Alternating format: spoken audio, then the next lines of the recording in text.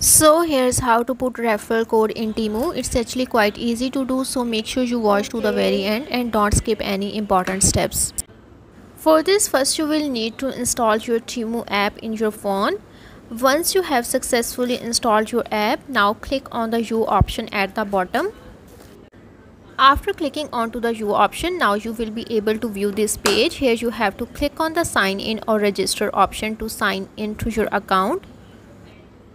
If you don't already have an account, you have to create a new one, or you can simply click on the continue with Google option. Now here you have to enter your referral code and click on the apply option to apply it. On Temu, referral codes are used to earn money. Once you have applied your referral code, now you can use this referral code to make purchases on Temu. Even you can use this referral code to get discounts.